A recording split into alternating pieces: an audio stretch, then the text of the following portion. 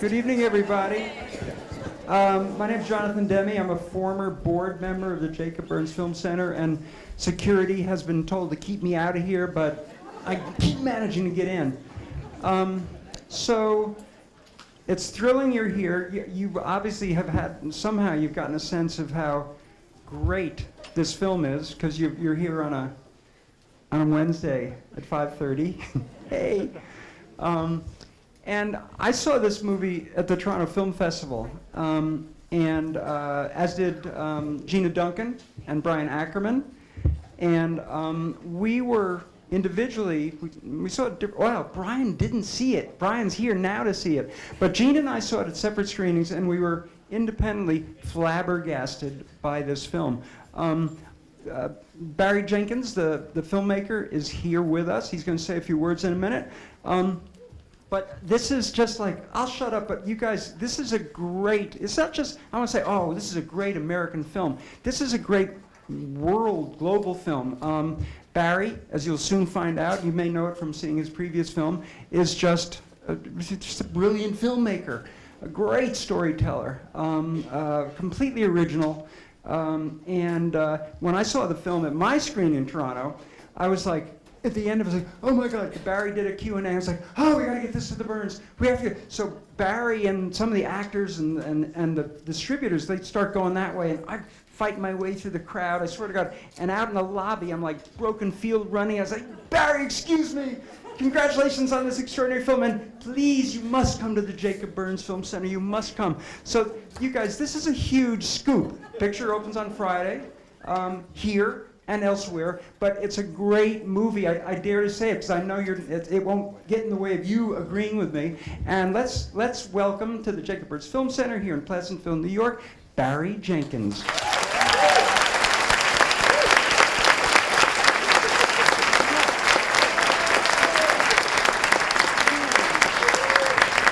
It's all true. Literally, I'm running, I'm like hurrying to do some press after the screening. It's like a Sunday morning, and I just hear this voice, Barry, Barry! And his arms are like this. But the best part was, during the Q&A, I'm up on stage, and this hand shoots up. And this guy stands up, and he asks a question about the music. And before I can answer, Cameron Bailey, who runs the Toronto Film Festival, he goes, wait, is that Jonathan Demme? And I looked, I was like, holy shit, it's Jonathan Demme. And it took me a while to answer the question, but I was just amazed that someone so ridiculously fantastic in the medium I work in had taken the time on a Sunday morning at 9 a.m. To come and see this film, which at that point was just another one of these films that kids make about where they grew up. So I thank you so much. A round of applause, Mr. Demme, because I have to honestly say, I don't know that the Burns Center was on my radar before I was chased down at the Tip Lightbox by Jonathan Demme. But the film is a coming-of-age story. It was written, it's based on a play by Tarell McCraney, who's a MacArthur genius, I like to remind people. The play was called In Moonlight, Black Boys Look Blue. And the place we grew up, Liberty City, it's like the Compton of Miami. Black boys do sometimes become very, very blue. And we wanted to make a movie that showed the process of how that happens. I hope you guys enjoy the show. Tarell will join me afterwards with Darnell Moore for an interesting, I'm sure, Q&A afterwards. And I just feel so blessed to be here, and I hope you guys enjoy. Much love.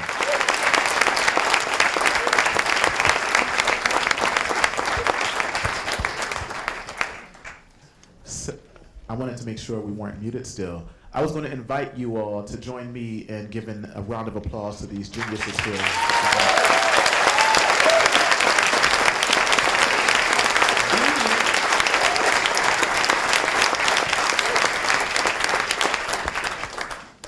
I could talk for a long time about this film, so I did narrow my questions down to about 2 or 3.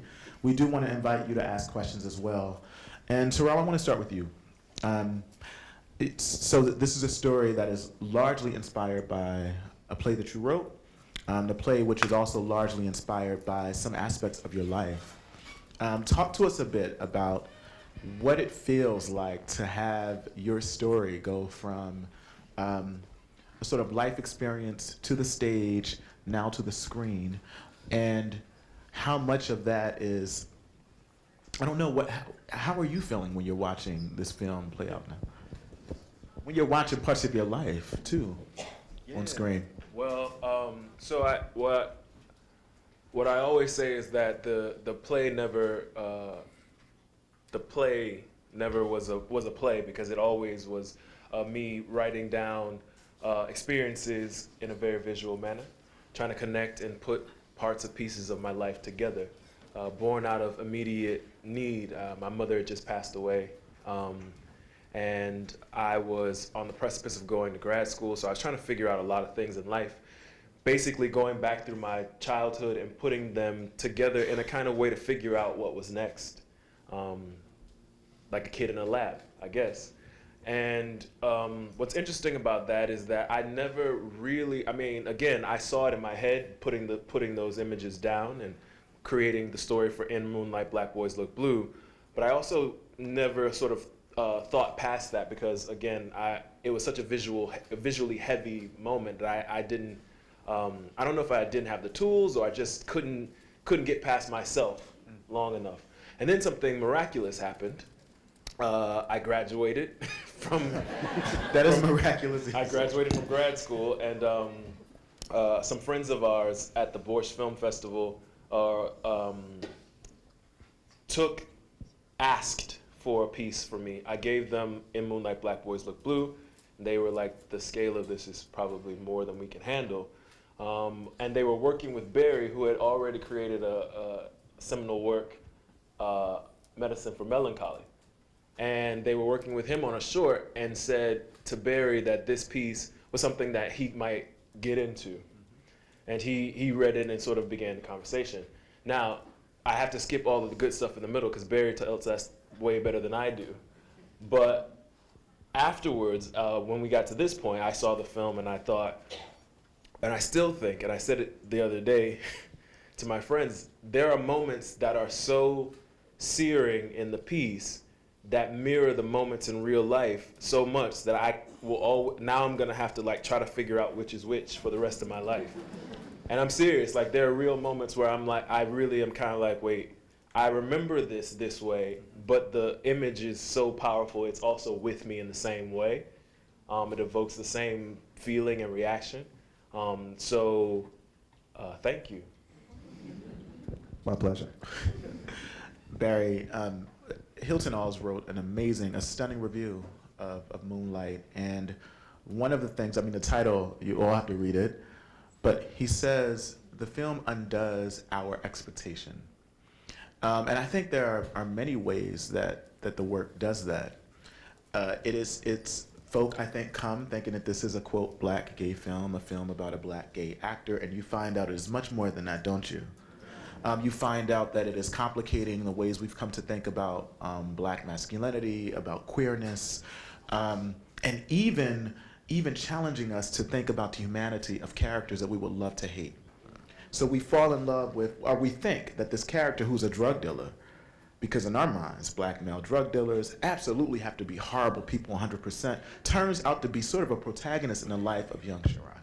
So talk to us a bit about, speak to us about the sort of, and maybe, I'm sure you're aware of this, but the film is clever in turning our expectations.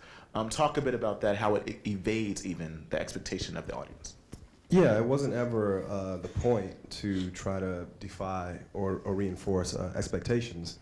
It was always the point to try to be authentic to the world and the characters Tarell had created, and to show, all sides of these people. It's funny, I was having a conversation with friends, and the conversation was, a black drug dealer is only ever a black drug dealer. That's his edge. That's the barriers of what he's allowed to be. And this whole piece was rooted, and pardon me if I'm speaking out of turn, in Tarell's actual friendship, this actual paternal sort of like a relationship he had with this black drug dealer, who was the only person in the neighborhood who would take up and take care for Tarell. And because it was rooted in such a truth, it was important to me to really depict that truth by one, casting an actor who's as charismatic as Mahershala Ali. And it's great because Mahershala is known for Remy Danton, on House of Cards, and now this. And he's the same person, he's both these people, And the difference between Remy and Juan is just circumstance. And so in building the character, you know, we just try to sort of really at every step of the way know that this person is doing one thing in this scene, but he could mean something, his intentions mean something completely different. And we try to do that with every character that we were building. And one more question before I turn to the audience. I've watched this film now in two separate occasions, two different audiences. One, a smaller audience that was made up of mostly of people of color, black folk. And here I came into this room and I said, oh. And as a critic, as someone who reads films, I was interested in how I would experience watching this with you all. And I had a different experience because I was so nervous that you would read into the characters, I'm talking to you all, like a type of sort of pathological, a cultural pathology in the blackness of the film, in the black experiences. Until the film challenged me by revealing that it's really helping us to see the humanity, these humanizing aspects, and even the things that, you know, it's not a preachy film, but without talking about the prison industrial complex, it shows you that it's alive and well. Without talking about entrenched poverty, it shows you what it does in the lives of people. So I just wanted to get you to the comment on that. A bit about how the film, I think, is going to, how it might be read differently. You know this already, by different audiences, but do you find your experiences when you're showing in different places to be vastly different? No, I'm learning a lot about the film as we go on this journey. I will say, you know, we showed it in Miami, we showed it in Atlanta over the last 2 days, you know, which was very different than the first 2 places we showed it, which was Telluride, Colorado, and Toronto, Canada, you know, and then London, England. You know, there's very different audiences than these audiences, and yet, you know, the reactions. I don't have many friends who are 65 and white and from Westchester, but in Telluride, you know, that's part of the demo. The people that come to the festival, and people will come up to me speechless, and I don't know how to have this conversation. So I would just hold them, and people would. No, I'm dead serious, not lying, bro. People would sob in my arms, just sobbing because they were so moved by the character. And I imagine, you know, what that is just, you know, Tarell and I had one objective, you know, which was let's tell a story about a guy who's from a neighborhood whose mom is going through an ordeal, and let's drill down into that. And I think in that specificity, anyone who's from a place with a family, from a town that went through a certain ordeal, they can relate. And I think people are seeing the characters. Now, what you bring to it, sort of like, you know, it determines what you're actually seeing. Yeah. But what I hope is, because these characters have multitudes, there's so much to be seen. Any responses to that? No. I don't want. It's different for me because, you know, again, very, sorry. He's used to using his theater voice. Yeah, exactly. I'm used to just projecting. So, one of the things that Barry talks about is that he sometimes has the ability to be a little objective about the film, and I am still waiting for that to happen for me. It is still the most beautiful film I've ever seen, with the most beautiful actors I've ever seen, made by incredible genius director who understands sound and movement in a way. I mean, and all of those things. And so normally, by this point in my life with a piece that I'm a part of, I'm like, yes, what? In the second act, this happens, and you know, we could have done that a little better. But I'm not there yet. I'm still gasping for air during certain scenes. So I can't comment, except for the fact that I know that my dad, who saw the piece in Miami, staggered out of the theater and kind of mumbled to me and he walked away. And I mean, I can only imagine how hard it is for him to watch the film for a number of reasons. So. Thank you both. I do want to open up space for the audience members to ask questions. Do we have a mic roaming? Hi. I just wanted to ask if Sharon, when he hit the boy over the head with the chair, which the boy deserved, did he have to go to prison for that? He did. Oh, sorry. Yes. How many years was he in prison? I won't say years, but and it wouldn't be prison. It would have been juvie, and then he would have aged out of juvie into maybe 1 or 2 years in Gen Pop. I was glad he hit him over the head with a chair. It's a reaction that, and talking about different audiences, depending on where we screen it, it either gets applause or it gets these huge groans, you know. And exactly, and I think Hilton hit on it quite well, which is, you know, the revenge. It gets the kid who's struck by the chair, but it also gets him in a certain way too. Because you recognize, I mean, it's so true. It's so true because no, I didn't hit the kid with a chair. What I did, I got away with, right? But Wait, what? Did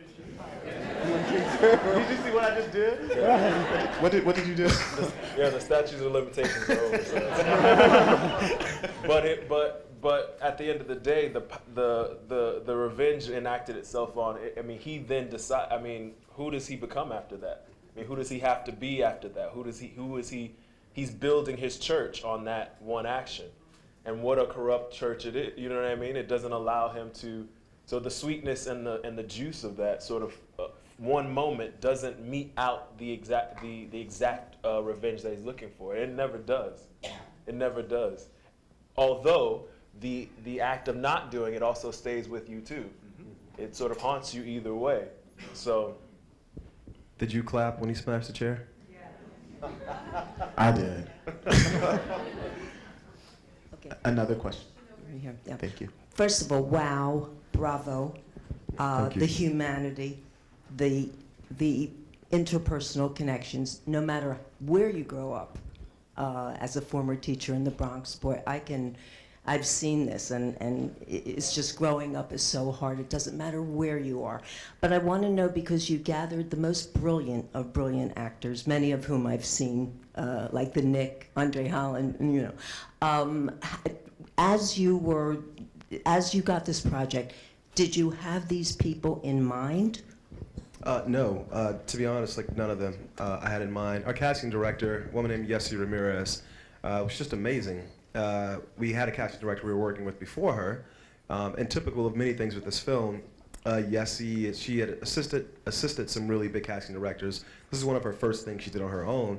But what I loved about her was she was born and raised in Miami, and so she got the material. And when Tarell and I first began speaking, you know, one of the decisions we made was that we were going to tell this story in these chapters, you know, rather than trying to string together 80 moments over the first 30 years of this guy's life that we tell, you know, very quickly. I was like, well, let's take 3 really big moments and tell them very slowly. And I wanted to cast different actors to play the main character because, you know, so much time passes between the chapters that the world has created a different person. So we will cast different people to play the same person. And we were just looking for, this is a book by Walter Murch called In the Blink of an Eye. It's one of the first texts that I read about filmmaking when I was in film school. And Murch says the eyes are the window into the soul, especially in cinema. When you have a cut, you're breaking the connection between the audience and the actor. So I felt like if we could find actors with the same eyes, the same feeling in their eyes, that we'd have this continuum across the 3 chapters. So if you see the poster when you're coming in, I think you can see those three guys, they have the same eyes. I think everybody is agreeing, like, yeah, I didn't realize that, but it's true. And so once we cast them, then it was about trying to, again, like you said, build this world around them, this community, you know, and we were, again, looking for this feeling from all the actors. And I will say, you mentioned Andre Holland. Andre's the one person who I should have thought of originally because he and Tarell go way, way back, and he had actually read the piece before I did, so. Hi.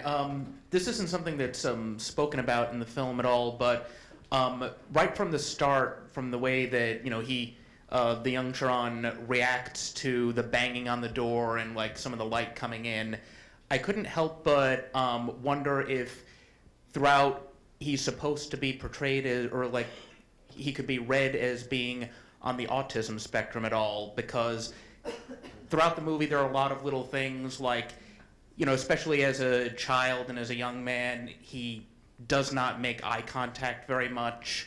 Some of the times where he's sort of spacing out or zoning out, tuning things out, seems very reminiscent of like sensory overload or things like that. Well, I would say sensory overload, yes. And communication deprivation, yes. But autism, no. No, I think it's more just the way the environment, this constant sort of like either lack of a connection, you know, or the Well, over. And he's an empath, right? So Michael. he's an empath. Sorry, and people who are that sensitive are often trying to shut off stimuli from all sources, and so it sometimes actually. It's funny. My youngest brother was tested for autism because of it. He's highly sensitive to everything going on and light, sound. But yeah, I can see how one would read that because that kid he's a lightning rod for it. He can test the mood. Clearly, he's intuitive beyond belief. I mean, he's asking questions or coming up with questions that have all of the adults around him kind of dumbfounded, right? But I think I think in that way we are also showing a part of our community that we don't talk about, which is the people who are the listeners. And Barry can speak more to this than me. Being the experience of being the sort of quiet one in the corner doesn't often always give you solace and or safety. And just to add on to that, I'm interested in you offered us various ways to think about Black masculinity. An empath and feeler are not often descriptors that come to mind when folk think about Black men. But here we see sort of Black characters who express this sort of Black masculinity in these very soft ways, even when they're presented in a hard body. Which I'm not sure if this is something that you're cognizant of, but Yes. okay. Yeah. I mean, casting Trevante as Black in the third story, it was a leap. You know, I never imagined. I mean, in the script, he's meant to be hardened, you know, but this was like visually, like physically, just like the embodiment of everything that you're talking about. And yet, when he came into audition, he actually auditioned for the part that Andre Holland ends up playing. You know, he wanted to be Kevin, which was ridiculous from the very beginning. but out of respect, I was like, I'm going to allow you to audition. And about halfway through, I turned around and my producer was passing me a note. It was kind of like high school, and the note said, "Not Kevin, Black." And I started to watch him in a different way. And as you said, I could see this, despite the fact that he was like yoked. I mean, he was like 20 pounds heavier in the audition than he is in the film, and all muscle. But I could still see this vulnerability like deep inside. And for me, that was a part of the thesis of the film. You know, that no matter how rough the world is and how much of this sort of like external negative reinforcement you're getting about being yourself, which might be a bit vulnerable or a bit soft, you can't ever fully extinguish that softness. I want to get to another question, but speaking of questions, a strategy that I was really caught by is the question asked, like there were so many questions posed. What's a faggot? Am I one? Do you sell drugs? My mom do drugs, right? Who is you? Like these, did you all catch that? Like these moments that were happening, these very philosophical moments that were happening in the film. Talk to us a bit about that too, the sort of placing of the questions in there and why, because it's not typical that when we're watching movies that type of conversation is happening in that way. Yeah. I mean, Tarell and I speak about how in the neighborhood we grew up in, lives aren't necessarily parallel, they're perpendicular. And so all these things are intersecting and crossing. And when they cross, questions arise. And we wanted to tell the movie at the pace that it's set because we wanted to allow room for you guys to watch the characters and then get to the point where it was time to ask these questions, you know? Because the whole film spins on who this guy is. And he's a different person in each of the three sections, but I think it also stems from, in the beginning of the film, you know, he's wondering, who are all these other people, you know? And can they save me, you know? And I think the film is exploration of, you know, what the answer to that is. Yeah, absolutely. I think in conjunction with that, it's also about how society is lobbing all these things at this young man throughout, right? And what we were actually witnessing in his reaction is how he's trying to either adapt to or avoid or walk into those things. So he asks, "What's a faggot?" because they've been calling him that since shot one. And he has no idea what it means. Like, he has no idea what to substantiate that, like what to stand that on. And so he's got to ask the one person who's nurtured him enough, who's fed him literally. He asks him, "What does that mean?" And then when in order to kind of understand the world he's in, he's like, "Okay, well, let me set everything straight. What do you do? Are you like me? You're not like me. You do this other thing. My mom's not like me, right? He's orienting his world. Well, and bruh, he knows those answers. Right. Before he asks the questions. Exactly. But he wants to see, what are you going to say? Exactly, exactly. Because tell me I'm wrong. You know? Exactly. He's orienting he's figuring out his compass, right? Who can I turn to? And I think what's interesting to me about that is that when we see him push away from the table, something about that gesture still resonates enough with him. We don't know what happens in the days after. But when we do see him wake up in the morning as Black, we know what he's aping. We know what he's trying to perform. We know what he's trying to put on. And as you have said yourself, which I think is stunning, he's performing it wrong, right? Because Juan had the humility to be wrong. Juan had the humility to admit when he was doing something that he didn't necessarily think was right. Juan had generosity of spirit. Juan had could be soft to someone who needed help. And Black is doing. He's like, the count's off. Exactly. The count's off. Exactly. Black is like, I'm going to intimidate you in some way. But he thinks he's performing the same way that Juan performed for him. For sure. And who among us has not looked at who among us, whose love did you seek as a child? Whose love did you most yearn for? Or whose attention did you most want and seek out? And tell me in some way as an adult you haven't tried to perform who they are or were in your mind. I mean, we all do that, right? I think the thing that's so amazing about especially what you did in that last part with the actors, is that we see Kevin disarm him. Mm-hmm. That phone call from Kevin, we literally watch him go from, hey man, I'll be there tomorrow, to, hey, he becomes a teenager sitting on his bed, sitting up in his room like Brandy says, right? Sorry, that was. So did I. I became that teenager sitting up in my room like Brandy too, when that scene came on. Any questions? Yes. Am I on? Yeah. Right from the beginning of the movie, Sharon is portrayed as someone who has absolutely no voice, to the age of perhaps 26 in the movie, around there. Around there, When- yeah. So when did you find your voice, and did anybody help you? I'll speak to it first, I guess. I think I found my voice when I discovered this, filmmaking. Personality-wise, I think I grew up a lot like Sharon. I just didn't talk very much.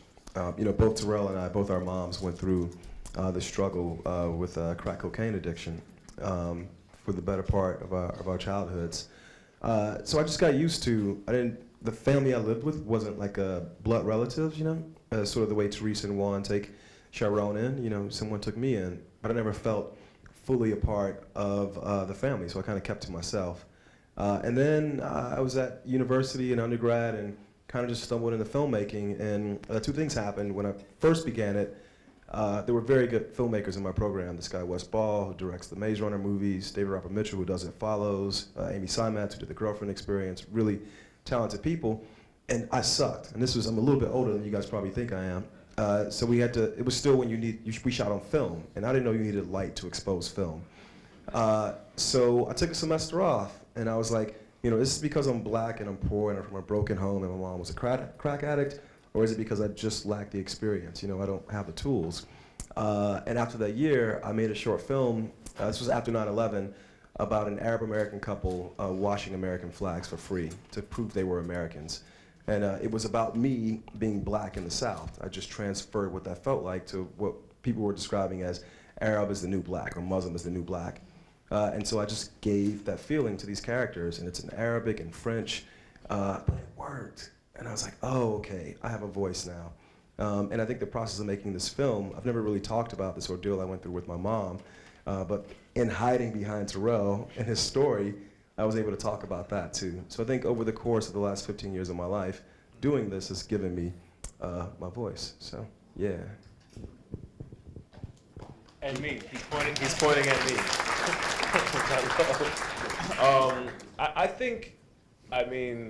I would be disingenuous to say that I found a voice. I think what happened to me was a much more bifurcated thing. I lived in Liberty City all my life, even through undergrad and grad school. I would still come home to Liberty City.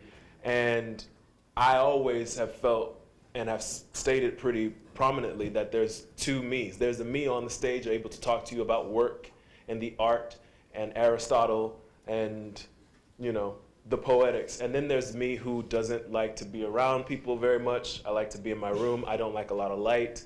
I get annoyed to, you know, in front of people if I'm not talking about work. And that started very early because I would go to ballet class, and then when I came home, I would take all my ballet clothes off and stuff them in my bag and then walk through the neighborhood so I didn't get beat up. Or I would like be practicing Shakespeare monologues deep in the corner of my house, and then my dad would be like, perform it for me, and I'd be like, no. And I never showed them my art. So there's always been me in art where I kind of had autonomy and had some sort of agency. And then there's me in the world who still to this point is shy and doesn't like to talk to people, and I don't stay at parties long, and they'll be like, why are you going? I'll be like, because I only came because you guys told me to. So It's very true. I wanted to just, and sort of my final question, and then I'll invite a final question from the audience. A big theme that jumped out to me, and again, I'm not sure, I'm certain you might be aware of this, is the idea of redemption. And did y'all think about that? Okay, I wasn't alone. Cool. And for someone who is a creative who writes, and I now find myself writing about a parent, one with whom I had a very troubled relationship. It often makes me feel, I felt so uncomfortable for a long time. As an artist, working that out on page. I don't want to, the question really is about how you draw the distinction between yourself as an artist, which really is a faux distinction, and as a human person who is also implicated in this film, or at least in the sort of leitmotif, right? With the mom. So you have this mom character who led a very particular type of life. How has this film helped you to sort of to talk about that, to maybe confront it, to put it out there? I often feel very uncomfortable when I'm having to write about my father, and it disarms me in a lot of ways. But I'm interested in if that also connects to this idea of redemption that I'm thinking you're also asking us to think through. Thanks.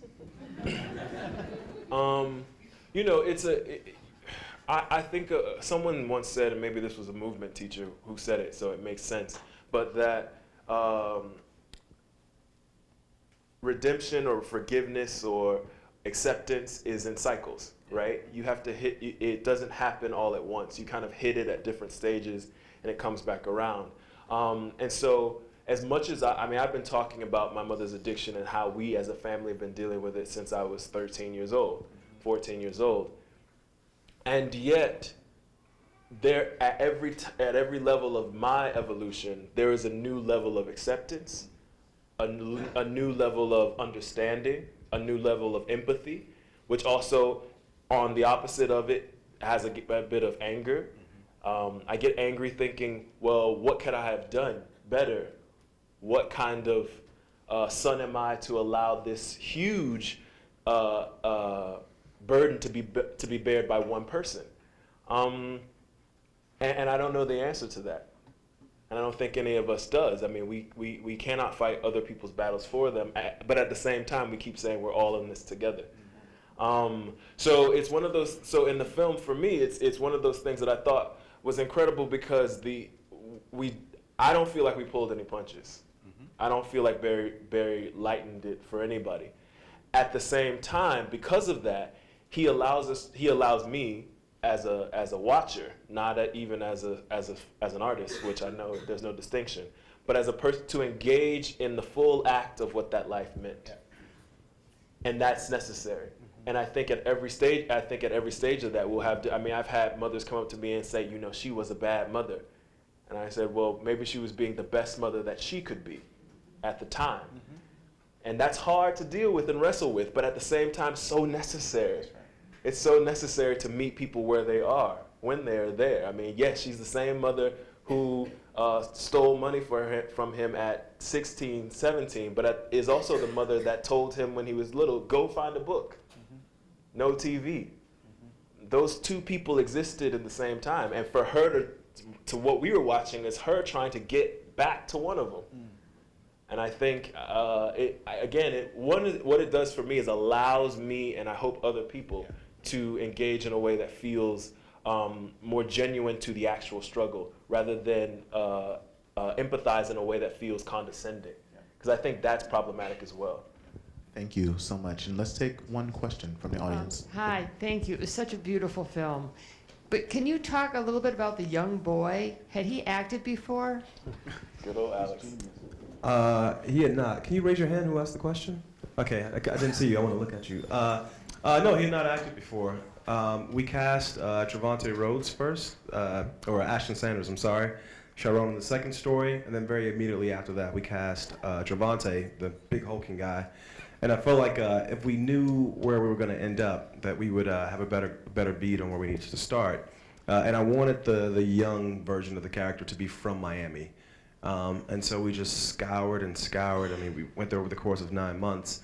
And about 3 weeks out from production, thank God, this woman, Tanisha Seidel, who plays the principal in the second story, when Sharon breaks down, she's the drama teacher for Alex Hibbert, who plays Little in the first story. And we found out that she was teaching, she went to the same high school as Tarell. We found out that she had come back home to start a drama program at a middle school in the hood. And we saw every single kid in her program. And both the young Little and the young Kevin, both those kids were in her program. And we cast them. Yeah, but he was just a savant. I'll tell you this, on day 3 of production, never acted before, we shot the scene where he walks in and says, "What's a faggot?" His 3rd day acting ever. So, I can't take any credit for that. That dude is just, he's just got it. I love Alex. Can you all please join me in thanking Barry? And Tarell.